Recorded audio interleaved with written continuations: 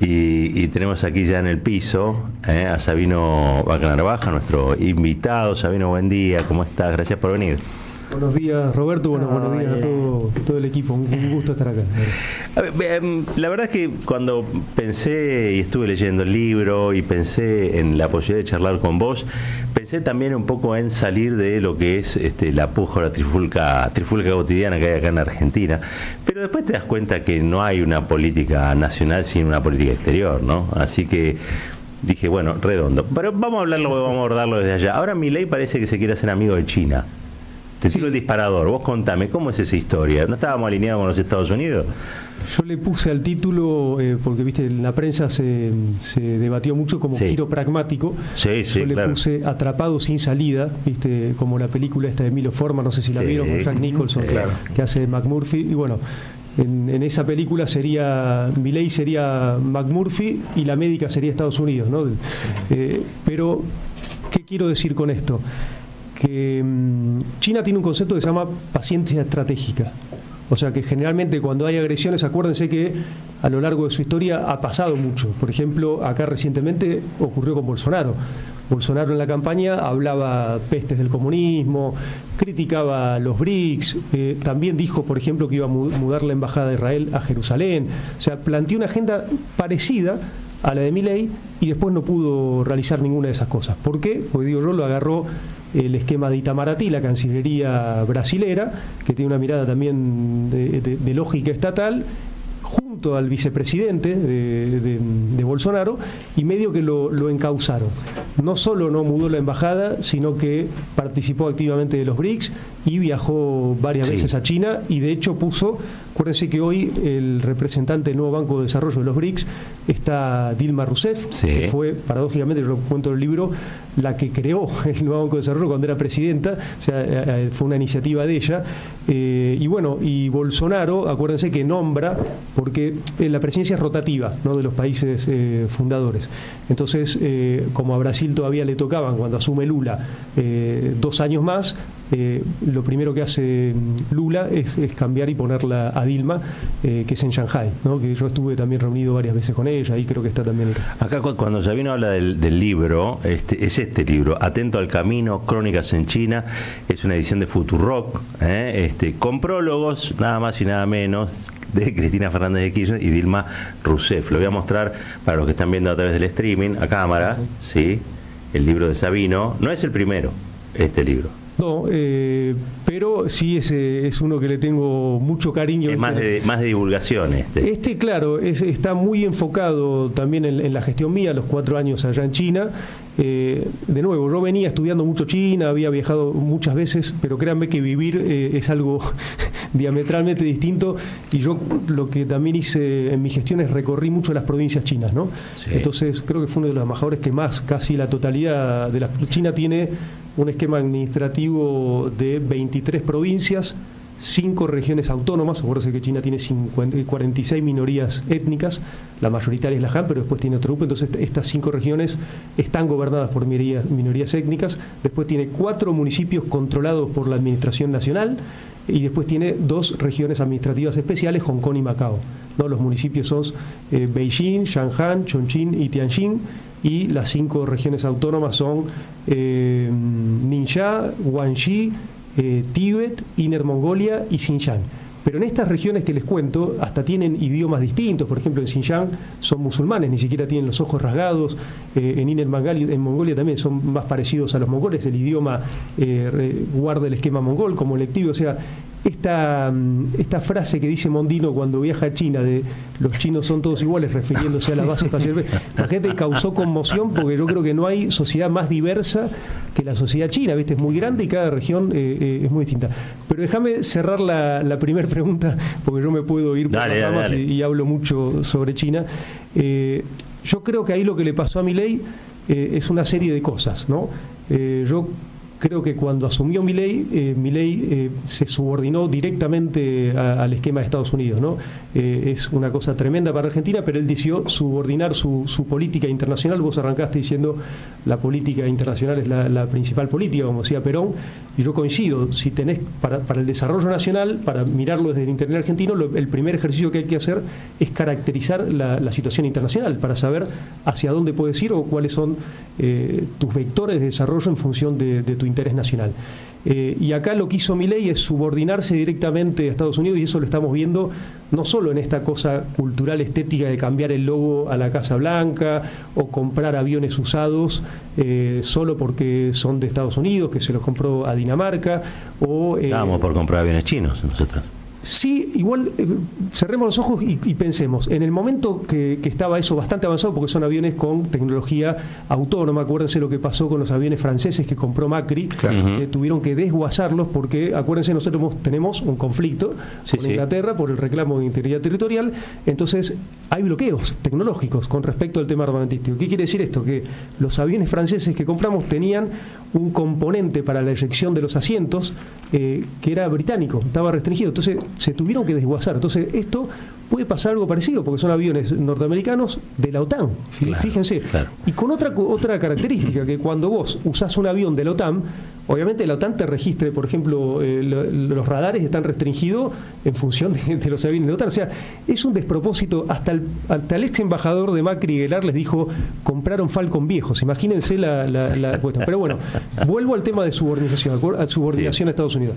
Acuérdense que este acto totalmente desproporcionado, que va y la visita a Laura Richardson, hace un viaje a Tierra del Fuego, una cosa totalmente desproporcionada para el nivel de los funcionarios. De nuevo, es un esquema... esto de que está cambiando, y esto es trágico para Argentina, Argentina está cambiando todas las votaciones que tenían Naciones Unidas a favor de lo que dice Estados Unidos. O sea, estamos a contramano de los emergentes, a contramano en muchos casos de Europa, en las últimas votaciones que tiene Argentina como Estados Unidos. Entonces, acá viene el primer tema. Primero, yo celebro que Milei vuelva a la normalidad en la relación con China. ¿Por qué? Porque China es nuestro segundo socio comercial, para 6 provincias argentinas es el primer socio comercial, fíjense las economías regionales, para las 3 provincias más exportadoras y más productivas, Córdoba, Santa Fe y Buenos Aires, es el segundo socio comercial. Imagínense el impacto económico que tiene, además de ser uno de los principales inversores en infraestructura y ahora ha jugado un rol vinculado al tema financiero muy importante, fíjense lo del swap. Entonces, aparecen esta serie de elementos. La subordinación que hace Milei no le trae ningún beneficio, ¿no? Primero, porque está este principio, ¿no? Te subordinás y te tratan peor, ¿viste? No es que cuando vos, entre comillas, bajás la guardia y te alineás, y fíjense algo muy gracioso, porque yo lo dije cuando hablaba de esto de Atrapados sin salida, yo dije, ahora lo que puede pasar es que Estados Unidos critique por, o sea, una cosa insólita. Después que hiciste todos esos deberes, de una manera casi indigna, ahora salen varios artículos diciendo, bueno, está preocupado Estados Unidos por el acercamiento. Es muy gracioso. Yo lo ponía en un esquema como de chiste. Decía, viste que decía, no podés hacer telecomunicaciones porque el 5G ahora es de China. No podés trabajar en el tema de la hidrovía porque es una cuestión de seguridad estratégica. No podés hacer una planta petroquímica de Tierra del Fuego porque es un puerto. Yo digo, lo último que falta es que nos digan que es una cuestión de seguridad nacional de Estados Unidos vender soja.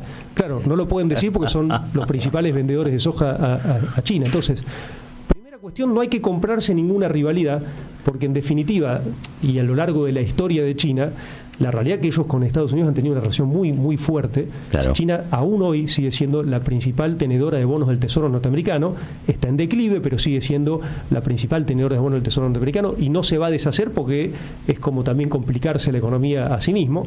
Muchas compañías están entrelazadas. Acuérdense cuando empieza a caracterizar a Estados Unidos en esta etapa como competidor estratégico de China, que se cataliza en la primera presidencia de Trump, que Trump lo primero que hace es rompe el acuerdo transpacífico, ¿no? el tratado transpacífico con Shinzo Abe, estaba en ese momento en Japón, lo rompe casi en simultáneo y aparece esta cosa muy graciosa porque Trump aparece haciendo nacionalismo y desacople. De nuevo, no sé qué admira tanto Milei de Trump, ¿no? Porque la filosofía va totalmente contraria. Total, sí. Y dice, en este esquema de American First, dice, che, la globalización dejó de ser funcional ahora a nosotros porque el que vende productos más baratos manufactureros es China. Entonces ahora, como hace Estados Unidos, la American First, rompe las reglas de nuevo. O sea, cuando la situación no le obedece para su beneficio personal, se vuelve proteccionista. Entonces se volvió proteccionista, rompió el esquema de la globalización y bueno, y paradójicamente un estado de cosmovisión comunista brega por el libre mercado, ¿no? Se dio esta paradoja. O sea,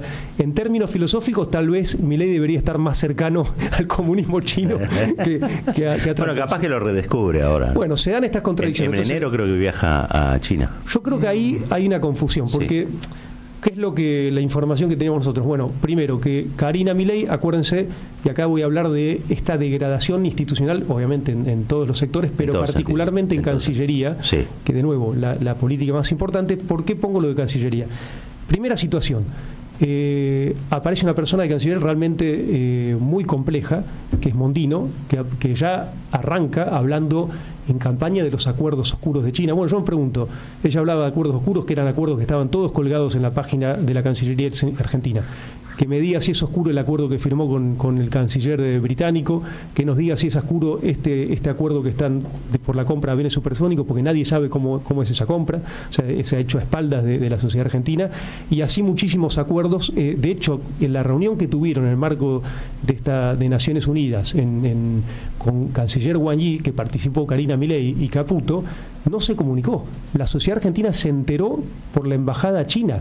Fíjense el disparate en términos de nuevo. La que hablaba de acuerdos oscuros está haciendo exactamente lo contrario. Y bueno, y hay obviamente todos los veteranos de Malvinas. Esto es importante. La Argentina había logrado, con idas y vueltas, con marchas y contramarchas, un esquema de estándar en términos de cuestión de internacional con características de política de Estado. ¿Qué quiere decir esto? Nosotros teníamos un acervo vinculado al tema de los derechos humanos en el escenario internacional y un activo muy importante para Argentina, y también un activo muy importante en los temas ambientales, y también un activo en algo que ya es de la sociedad y de la región, que era con la causa Malvinas. Fíjense, se están deshaciendo estas tres cosas. En la última cumbre del Mercosur, que no asistió Milei, que asistió Mondino, no se puso el tema de Malvinas en la cumbre del Mercosur, y bueno, y esto se agrava con estos acuerdos que están haciendo. Entonces, pero lo que yo quiero hacer eje acá es en el esquema institucional. Fíjense lo que digo yo. Lo primero que hace Karina Milei, le interviene la Cancillería Mondino, ¿no? Con estas idas y bajas. Entonces, se lleva a la agencia de inversiones, que es una cuestión que dependía de la Cancillería, se la lleva a la Secretaría General, la pone a Úrsula Bassett de interventora, con una figura que está pasando algo del gobierno, que es gente con mucho poder pero sin cargos institucionales o funcionales, ¿no? Parecido a lo de Santiago Caputo, es la misma figura. Entonces hay una persona que está en Cancillería, que está interviniendo y toma las decisiones en contra de la Agenda 2030, siguiendo la línea esta. De nuevo, todo es desopilante, ¿no? Porque Milei sigue una línea de derecha siendo liberal, ¿no? Se junta con Vox, que dice volvemos a las pesetas, que está armando, o sea, es todo muy, muy gracioso. Se junta 5 veces con Elon Musk, que le pide, cuando aparece de nuevo un competidor chino, le pide proteccionismo arancel a Estados Unidos, y ahora Europa es todo como distópico, ¿no? De nuevo, yo soy garante del libre mercado siempre y cuando no afecte los intereses de mi empresa, ¿no? Es un poco la filosofía. Entonces, acá estamos en una situación compleja. Incluso se ha afectado los salarios de los diplomáticos. Acá yo hago una solidarización gremial con respecto al tema de lo que está pasando con por suerte ya tuvieron un amparo con respecto a eso. Acuérdense que este esquema del impuesto a las ganancias, que Milei votó a favor, después se promueve sacarlo, y el impacto ahí, que por primera vez se le aplica a los que están en el servicio exterior cumpliendo funciones afuera. Yo les digo, el sueldo, a nosotros nos puede parecer alto el sueldo de los diplomáticos, pero está regulado en función del sueldo de Naciones Unidas. Y un diplomático que está afuera, sobre todo los que arrancan y tiene familia, tiene que mandar a un hijo, por ejemplo, a colegios internacionales que son muy caros. En el caso de China no hay colegios en español, los tenés que mandar a colegio internacional. Entonces implica para muchos diplomáticos tener que volverse devolverse al país porque no pueden afrontar esos gastos. A ver, Milei se está cargando el servicio exterior también. Claro, entre otras cosas. Además la colonia no necesita un servicio exterior, ya tiene el del país central. Es que él lo ha dicho, por eso digo en esta... Bueno, estuvo a punto de haber una medida de fuerza que conjuraron llamando, entiendo yo, diplomáticos fuera de... Fue muy raro porque generalmente no pasa eso. El servicio exterior está muy profesionalizado, tiene una carrera muy burocrática, y esto es muy distópico porque si vos no tenés un esquema de línea directiva clara, o sea, es como que tenés una interventora, pero la canciller no toma decisiones. ¿Y cómo se lee eso afuera? O sea, por eso digo yo, celebro que Milei retome. El tema es cómo lo va a retomar. Porque si tu filosofía es destruir al Estado, créanme que para abrir nuevos mercados vos necesitas órganos especializados del Estado, no solo la Cancillería, como se nace la contraparte china GAC, que hacen la trazabilidad sanitaria, como los acuerdos con distintos... esto de que Milei viaja a Mondino, no hay acuerdos, no hace anuncios de inversiones. Son fotos, hacen fotos. No, pero para mí es peor. Estamos ante el capricho personal de un presidente que... pero yo creo que es peor, porque nos pone en una situación de riesgo en el plano internacional. Porque él está decidiendo la postura de Argentina en función de sus intereses personales y no lo está viendo como un actor estatal que tiene que representarnos a todos los argentinos. Hoy somos un aliado extra-OTAN. Bueno, peor, porque está... Él, acuérdense que acá en la Asunción fue la primera distopía que lo invita a Bolsonaro, siendo nuestro primer socio Brasil, lo invita a Zelensky y pone a Argentina en una situación innecesaria de conflicto. Dice en un momento que va a mandar refuerzos también a Zelensky, está diciendo ser miembro observador de la OTAN. Imagínense, nosotros estamos reclamando nuestra integridad territorial con Inglaterra, reclamando el diálogo en los foros de Estados Unidos, y aparece esta cuestión distópica. Por eso yo creo que hay que prestarle mucha atención porque es grave. Y después, más allá de esto que me parece bien, volver a la normalidad con China es lo que tendría que haber pasado. Después está la práctica, y acá voy a retomar lo que dije, esto que dice él en enero. Lo que va a suceder es este viaje de Karina Milei a la feria más importante de comercio que se desarrolla en Shanghái del 1 al 5 de noviembre, la CIE, es la feria más grande de exportación y exportación del mundo por la escala que tiene hoy China. Acuérdense que China ya tiene 400 millones de sectores medios altos y planea duplicarlos en 10 años. Es esto que le pasa a Trump, quiere hacer el desacople y le dice a las empresas norteamericanas, che, vuélvanse, y las empresas le dicen, yo ni loco me vuelvo, si tengo 400 millones, tengo el doble que el mercado que tiene Estados Unidos, ¿no? Que tiene 200. Y además, donde más se vende... 400 millones de personas de poder adquisitivo medio alto, y donde más se venden, créanme, iPhone hoy en el mundo es en China, donde más se vende Tesla es en China, donde más se vende casi todo. Entonces, ¿cómo se van a volver? Ahí esta especie de repatriación que quiere hacer Trump no lo logra. Mi teoría que después... por cuestiones de mercado, ¿no? No, porque claro, porque las empresas no tienen corazón, no tienen nacionalidad, las transnacionales dicen, acá está mi mercado, yo voy ahí, tengo mejores condiciones, mejor mercado, y eso planea duplicarse rápidamente. Entonces, cuando Milei dice esto, de nuevo, fíjense, Milei habla de políticas y estrategia en programas de entretenimiento, ya es una cosa medio distópica. Susana Jiménez, ¿no? Claro, y plantea esto de que, fíjate la palabra que usa, ¿no? Donde dice, no me pide nada a cambio. O sea, de nuevo, ahí está dando un mensaje, creo, de Estados Unidos, ¿viste? No hay condicionalidades, ¿no? Cuando del otro lado, él dice, con esta frase solo se comió 3 o 4 editoriales diciendo qué va a pasar si ahora vuelve la política. Bueno, el tipo hizo todos los deberes con Estados Unidos, por eso digo, es una especie de sodomización triste, indigna, pero él llega a la reflexión, al final esto, y yo creo que otro de los catalizadores son el swap. Acuérdense que nosotros habíamos usado del swap, mecanismo de encaje, habíamos usado 5.000 millones para usarlo como crédito, que fue una política bastante acertada porque nosotros mantuvimos, aún con la complejidad económica que teníamos, la actividad industrial. Porque ¿qué le pasa a Argentina? Argentina, mucho de las cuestiones que importa de China es para la cadena de las pymes, tanto de productos químicos como cuestiones metalmecánicas o componentes eléctricos. Nosotros aún hoy tenemos una relación primarizada, como tienen muchos países de la relación con China. Eso es una cuestión a rever. Yo en el libro pongo hago un ejemplo de 5 o 6 vectores de Argentina para poder potenciar nuestro esquema de desarrollo y mejorar el esquema del déficit, porque yo pongo un cuadro con respecto, por ejemplo, a la minería, porque Brasil está primarizado, Perú está primarizado, Chile está primarizado, pero tiene superávit. Y Argentina tiene hace 16 años déficit con China. ¿Por qué? Y ahí yo hago un ejercicio muy práctico que saco la parte de minería de cada uno de estos países y da todo negativo. Entonces, cuando vos le volvés a incorporar la minería, el único que da negativo es Argentina. ¿Y por qué? Porque de lo que se compone la exportación de Brasil a China, el 40% es minerales, básicamente hierro. Lo que se compone de la exportación de Perú a China, el 89% es minerales, básicamente oro y plata. No, Perú siempre con el oro y la plata. Sí. Después, lo que se compone de la exportación de Chile, el 83% de lo que exporta China es cobre. Cobre, claro. Entonces, ¿y saben cuánto es de Argentina? 1,44%. Fíjense esto, entonces nosotros tenemos casi la misma cantidad de cobre que Chile, por una cuestión geológica, y tenemos el doble de litio que Chile.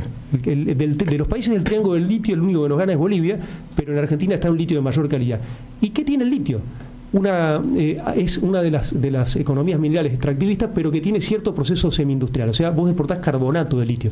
Tenés que armar un esquema mínimo. Obviamente, nosotros, y esto es importante porque ahora que está de moda esto del régimen de las grandes inversiones, no necesitamos ningún RIGI para traer 5 inversiones mineras muy grandes de China en el norte argentino que vinieron a explotar el litio, pero nosotros sí le poníamos condicionalidades. Nosotros decíamos, no, mira, acá tenés que firmar con YPF-TEC, con YPF Litio, tenés que meterte un componente de las cadenas de valor agregado. Trajimos la mayoría de estas empresas. Perdón, ¿y los chinos aceptan estas cosas? Por supuesto, esto es, de nuevo, las relaciones internacionales se tienen que ver desde, a mí esta frase de que tenemos lo que necesita el mundo, no, tenemos lo que necesita Argentina y nosotros tenemos que meterle valor agregado a ese esquema para no caer en esto, ¿no? Seguir profundizando el esquema de primarización, y además Argentina tiene industria automotriz pujante que se podría reconvertir, de nuevo, los dos considerados...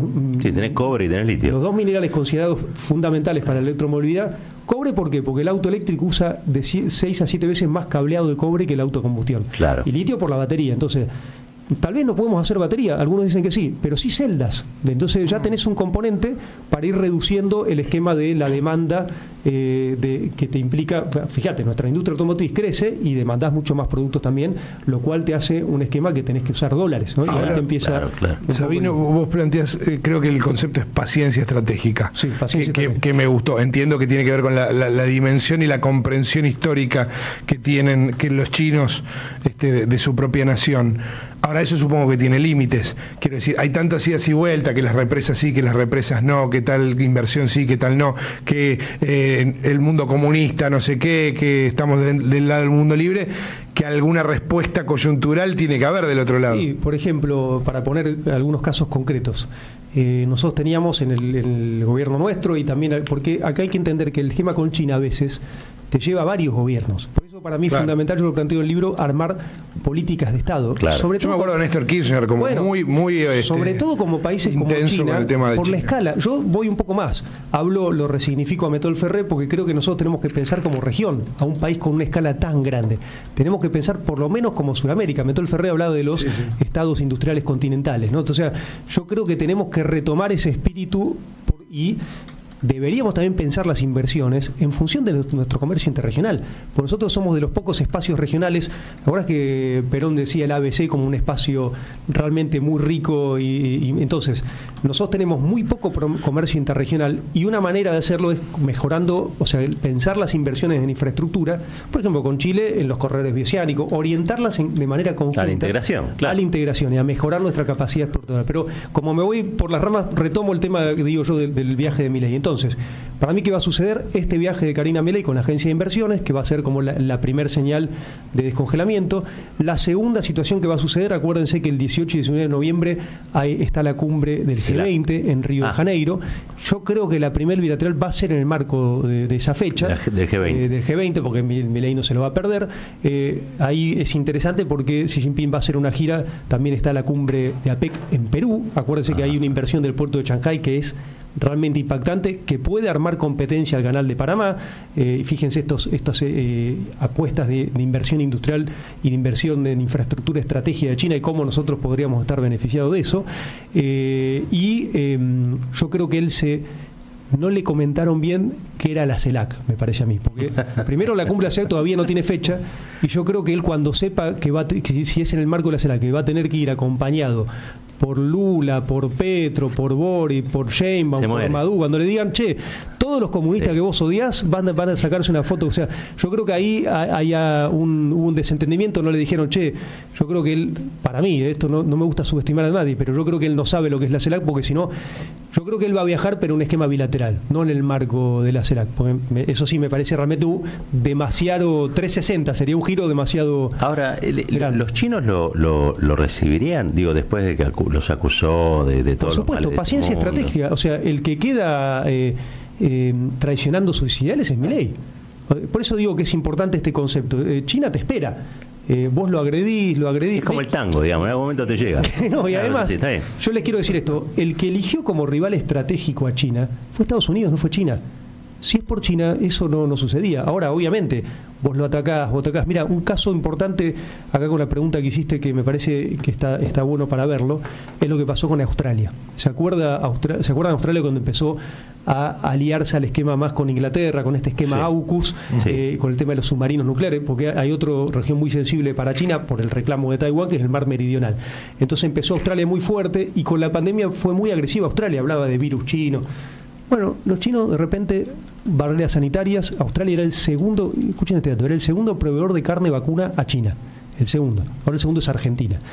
Entonces aparecieron barreras fitosanitarias, de repente vendía mucho vino, apareció una costa arancelaria, le subieron, no sé, 280% el arancel de vino. Perdió un mercado gigante, ¿no? Fue un bombardeo. Y aparte, fíjense Australia es muy parecido en términos productivos a Argentina. Tenemos minerales como ellos, el esquema ganadero, tenemos un esquema también de mucha venta de granos, o sea, es muy parecido los perfiles, la diferencia es que está más cerca de China y tiene tratado de libre comercio. Claro. O sea, tiene bastantes ventajas. Aún así, ¿qué pasó con este impacto, con este alineamiento muy fuerte y esta agresividad, como decís vos?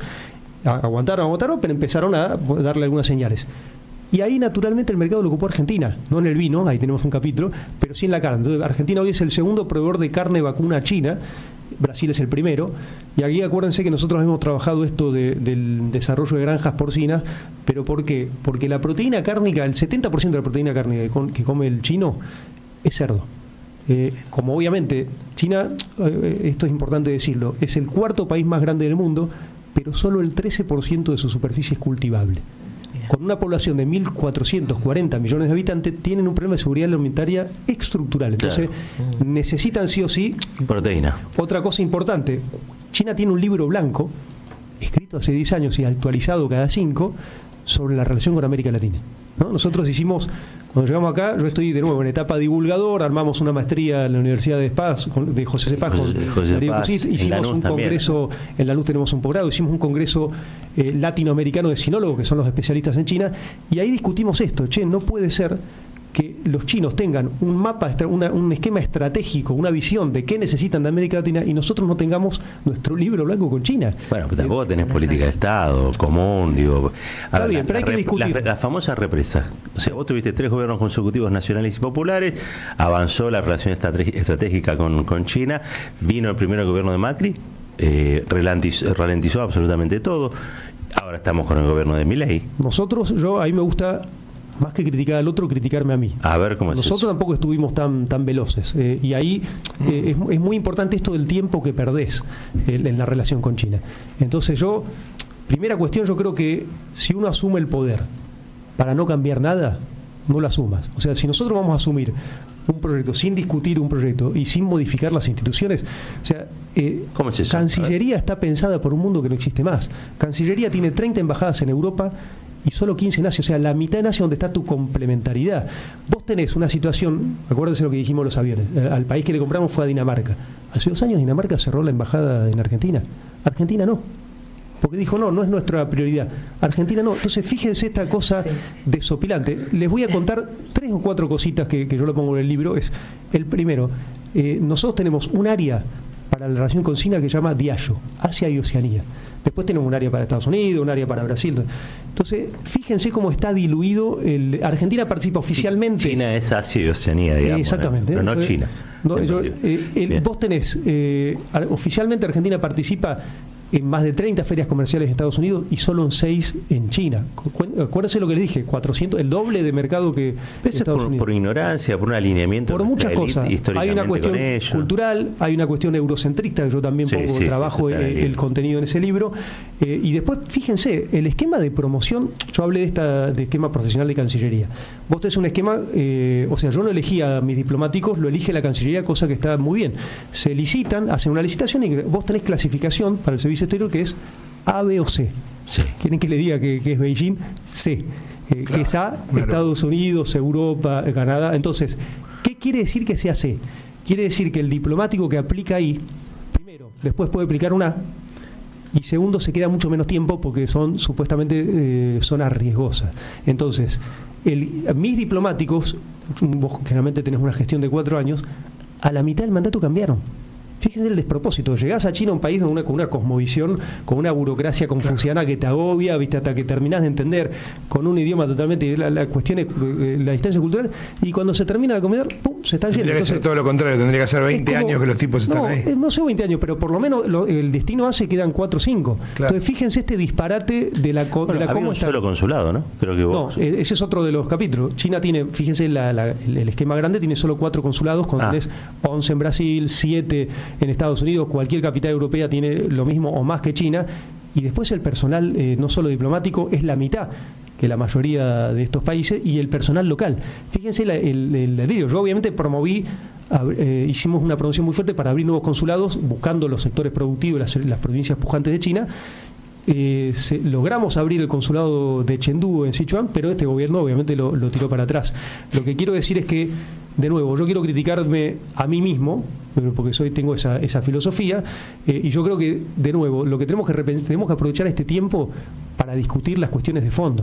O sea, no podemos asumir la cuestión del servicio exterior, y yo acabo de hacer una reivindicación gremial de nuestro servicio exterior, pero si no tenés una conducción, una dirección clara, te pasa lo que está pasando ahora con el Mercosur, que estamos discutiendo hace más de 25 años un tratado con la Comunidad Europea que no va a suceder nunca, no por nosotros, por Francia, por los productores agropecuarios, porque somos competitivos. Entonces, y esto lo que termina pasando es deslegitimándote con tu propia sociedad. Entonces, la gente en un momento dice, che, ¿para qué sirve el Mercosur?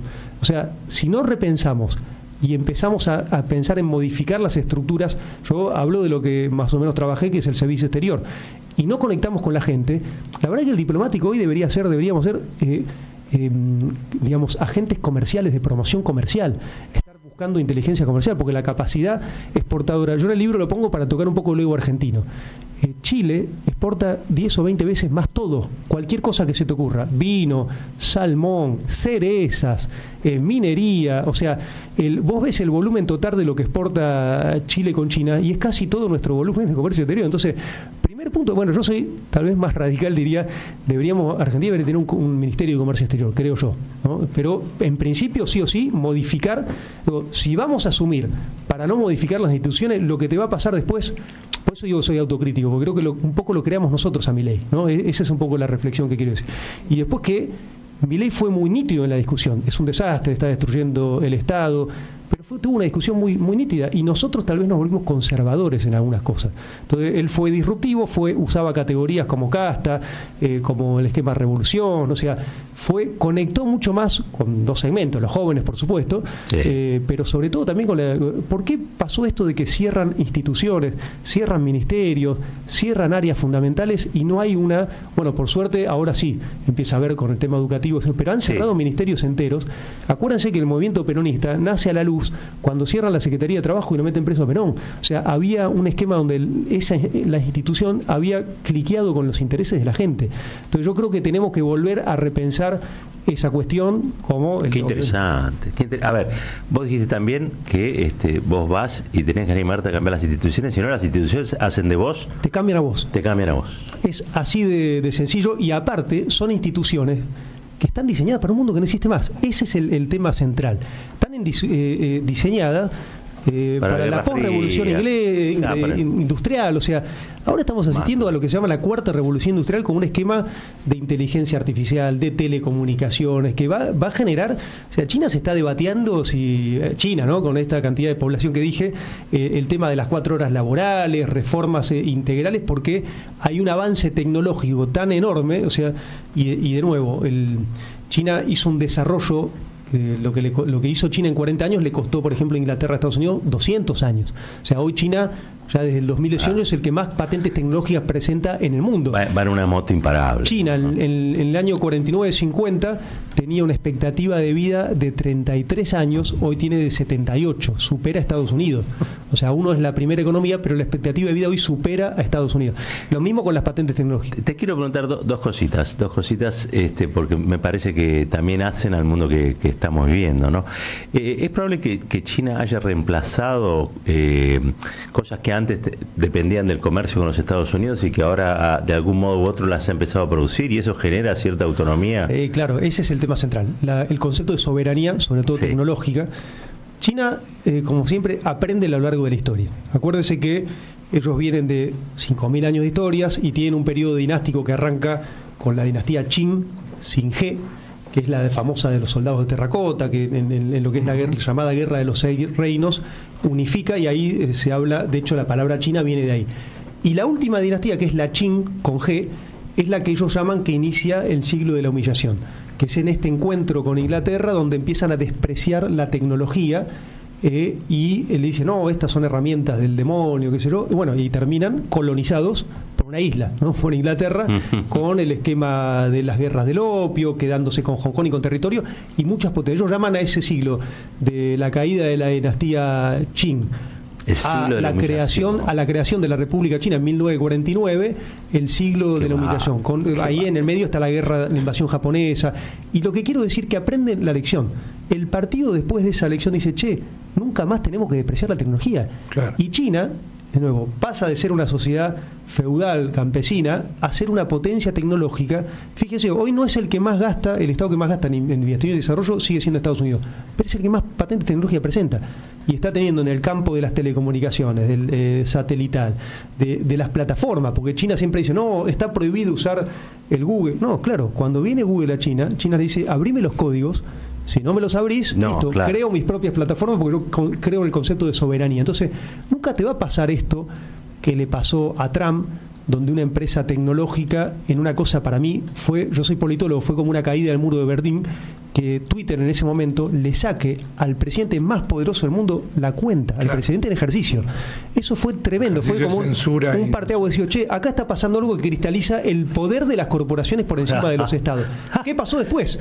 Un amigo de Trump, Elon Musk, compra Twitter, plantea X y ahora es un promotor de, no sé si lo vieron en el último acto. Sí, estuvieron juntos, el amigo el tiro a el amigo de Milei, que dicho sea de paso no trajo una inversión, pero sí está haciendo negocios en Argentina con su red de comunicaciones. Una maravilla. Entonces, eso es lo que yo, miren, soy medio apasionado porque yo estoy convencido desde el interés argentino que esa caracterización, y que si nosotros, yo los enumero, trabajamos en estos 5 vectores buscándole valor agregado, o sea, minería, buscando este tema de industrialización y la electromovilidad, energía vinculando a lo que digo, nosotros había un proyecto de China en Tierra del Fuego para generar urea del gas. O sea, hoy Argentina en qué situación está importando fertilizantes.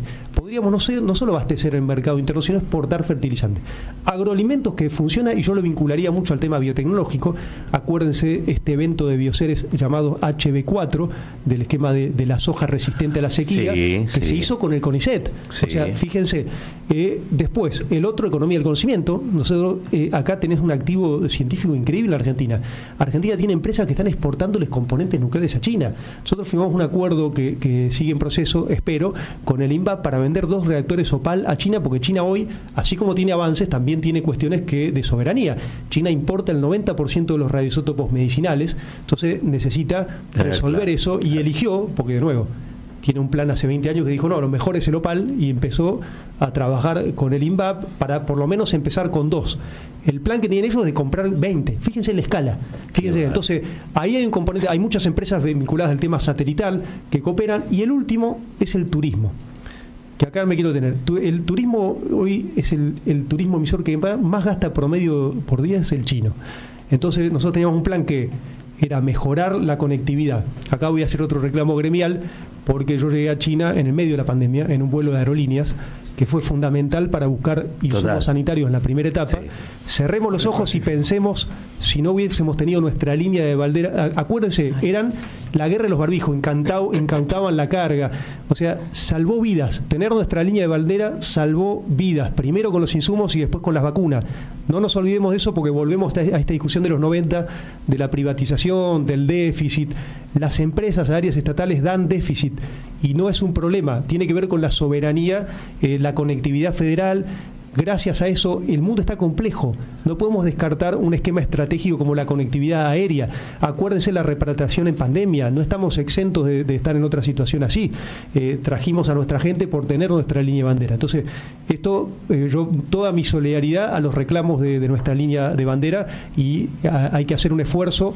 Digo, esta etapa tiene que ser, viste, como la etapa agregar, alerta y movilización. Totalmente. ¿No? Y cierro. Entonces, sí, en ese vuelo, yo soy larguero, yo llegué a Shanghai vía Nueva Zelanda, Auckland, y se reducían 10 horas. Primero, yo había viajado mucho y digo, son 10 horas menos de vuelo. Acá tenemos un esquema para el turismo espectacular. Aparte, a China le encantan los destinos naturales. Entonces digo, tener eso.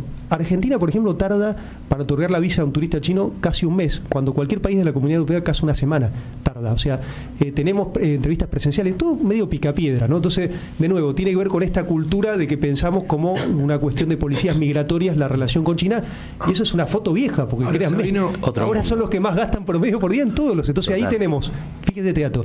Nosotros tuvimos picos de turismo chino, 70.000 promedio al año. Créanme que yo estudié los países de la región, tienen mucho más. Si hacíamos estas tres cosas y mejorábamos el pago de QR, podríamos llegar en 3 años al millón de turistas chinos. Entonces, fíjense estos 5 elementos que puse. Solo con estos 5 elementos y solo con China, Argentina hoy debería tener un problema enorme, pero créanme, enorme, de ingreso de divisas. Y deberíamos estar planteando, ¿qué hacemos una excedencia, con tantos ingresos de dólares que nos da el turismo? Por lo pronto le podríamos decir, el que quiera hacer turismo argentino, váyase de la vuelta al mundo, y además lo vamos a subsidiar, porque el cálculo que hicimos nosotros, que el promedio de lo que gastaba un chino que viajaba tan lejos acá, era más o menos $10.000 por viaje, porque hace cataratas, o sea, hagan un esquema econométrico. Entonces, de nuevo, si vos ampliás, en vez de hacer este achique que lo sufre toda la población, de achicar el Estado, hacer este industricidio, ponés la mirada en otro esquema, cómo ampliar los ingresos con la capacidad que tiene Argentina. Créanme, el problema sería, ¿dónde gastamos todo esto? Es increíble, ¿no? Porque creo que les pasa mucho a los que nos están escuchando, Sabino, y es salir un poco de esta suerte de sopor en el que vivimos, que es una realidad medio gomosa, ¿viste? Que te atrapa, y no nos permite pensar más allá, no nos permite levantar la pera y mirar el mundo, ¿viste? Pero no hay que decir, como decía Puigros, tenemos que elevar la mira, porque lo peor que nos puede pasar es dar un mensaje de sopor o desasosiego a la sociedad. Claro, de sometimiento, de humillación. Pero es cultural eso. Tenemos, créanme, y ahí yo creo que conectó Milei, conectó con el orgullo argentino. Él hablaba de una Argentina pujada. O sea, tenemos que volver al feudalismo, al esquema productivista, al espíritu de nuestro movimiento y al esquema de la identidad nacional, el ser nacional. Me pongo un poco en mirar los grises, o en todo caso algún lunar, o no, o alguna sombra. Milei dijo, no nos piden nada, y se habla mucho acerca de que el esquema de expansión china es muy diferente al imperialismo occidental. Son como visiones totalmente que conocemos. Eso me interesa. Digo, ¿es cierto que no nos piden nada? ¿O hay algo que en algún momento llegará? Te puedo hablar 2 horas de la cosmovisión, voy a tratar de resumirlo. Tenemos 2 minutos. Pero lo que primero que te quiero decir de nuevo, vos tenés que mirar las relaciones internacionales desde la entera Argentina. ¿Por qué China está en esta fase expansiva? Hay que preguntarse eso también. No es porque son vuelos no chinos, no, porque ellos financian infraestructura porque quieren bajar los costos logísticos. ¿Por qué? Y porque son los productores de bienes manufacturados más baratos del mundo. Entonces, si vos mejorás la carretera, o sea, no es que lo hacen con una filosofía de la bondad. Es verdad que tiene una cosmovisión distinta a Estados Unidos, porque en la historia de China no fueron expansionistas, sufrieron el colonialismo, no lo hicieron. O sea, tiene una filosofía distinta. Y acá me falta hablar esto es imparable. El tema de los BRICS. Cosas para el libro. El tema de los emergentes. Porque el tema de los emergentes, ahí China está promoviendo una filosofía, como dije, son los principales tenedores bonos de norteamericanos, sí. Pero desde que pasó, acá hubo varios catalizadores. El primero, la pandemia. ¿Qué catalizó la pandemia? Y primero esto de decir, al final los países desarrollados se llevaron todos los bienes para salvar a su gente y dejaron al mundo emergente desprotegido. Sí, y ahí totalmente. se desplegó una solidaridad enorme. Después, ¿qué catalizó? Que apareció el esquema de tecnológico como un elemento central. Acuérdense, de nuevo, la guerra de los semiconductores. Entonces vos necesitabas dispositivos conectados. ¿Qué hizo Estados Unidos? Bloqueó los semiconductores a China. O sea, fíjense esto que aparece. Entonces, ¿qué hace China? Dice, tenemos que, ya desarrollaron su propio semiconductor. El otro gran catalizador fue el conflicto de Ucrania. ¿Pero por qué? Primero, volvamos al capítulo del plan de infraestructura de China. Acuérdense, 2013, el primer plan de la franja y la ruta, este plan de infraestructura 10 veces en términos económicos que el plan Marshall, ¿sí? Sin condicionalidades, sí, pero obviamente en función de los intereses de China, porque ellos dicen, armo infraestructura para ir a Europa, el primero era Eurasia, conectar Eurasia en 2013, después en el 2015 se agranda África y Oceanía, y en el 2017 se incorpora América Latina como la ruta marítima natural de la ruta de la seda. Pero el principio, ¿qué pasa? Yo tengo una teoría que obviamente el conflicto entre Rusia y Ucrania, al que más complica en un punto estratégico, como contendiente estratégico de Estados Unidos, es a China, porque te mete en el corazón de Eurasia. De hecho, fíjense, los vuelos tienen que desviarse. Y después esto que decía Raúl Previs, de centro y periferia, ¿qué más vigente que ahora? O sea, ¿qué pasó con esta? O sea, nos dimos cuenta que al final Europa necesitaba de los emergentes para el fertilizante, para los alimentos, se encareció todo, empezaron a tener inflación. Bueno, una situación de Europa ahora está pagando 5 veces más energía, 5 veces más caro la energía a Estados Unidos, ¿no? ¿Quién se beneficia? Que lo que pagaba a Rusia. Entonces, de nuevo, este concepto que yo dije, cuando Estados Unidos, ya no es Trump, es Estados Unidos, no puede desacoplar o volver al esquema por vías naturales, ¿qué hace? Lo que mejor sabe, exporta conflictos. Entonces ahora vos tenés el mundo recontra desordenado y entonces eso ¿a quién le complica? Y a su competidor contendiente estratégico real, definitivo, que es China, porque tiene este esquema de que si te encareces el esquema logístico, fíjense, nosotros estamos casi a 20.000 kilómetros de distancia, estamos casi equidistancia. Los costos logísticos de la exportación, si vos complejizás el mundo, por eso igual que yo creo que tenemos ventaja, porque el Pacífico aparece como un puente natural a esa región, y nuestra región es una región de paz.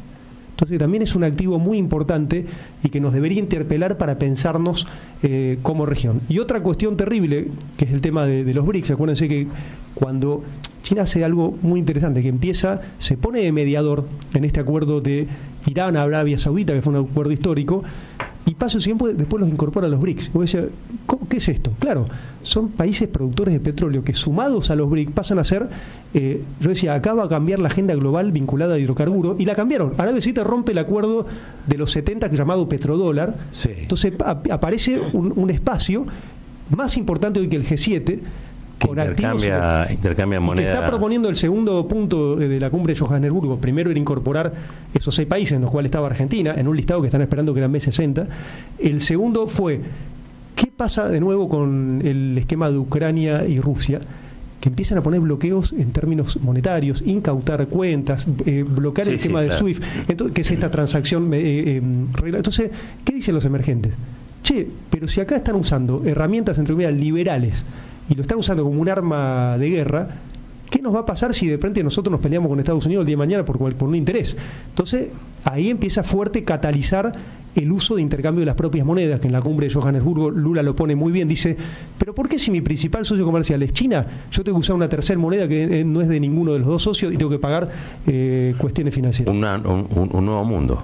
Para mí, nosotros nos perdimos estar en lo que está, porque aparte es un mundo que tiene intereses parecidos a los nuestros, promueve la transferencia de tecnología. Nosotros en los acuerdos con China, la transferencia tecnológica estaba en punta, créanme, por este esquema que tiene nuestro CONICET, nuestro campo de ciencia y tecnología. Argentina tiene 4 premios Nobel, tiene estándares educativos aún hoy altos para la región. Sanitarios también, porque China tiene un tema, se cerró tanto en la pandemia porque no da abasto para la cantidad de población. Está mejorando, sí, o sea, ellos erradicaron la pobreza estructural en el 2021, sería como nuestra indigencia, y sacaron de la pobreza del 49 800 millones de personas. O sea, Eso lo hicieron con una revolución, digamos, ¿no? Sí, claro. Porque acá está prohibida la palabra revolución. Bueno, lo digo. Que Milei la usa bastante, por eso.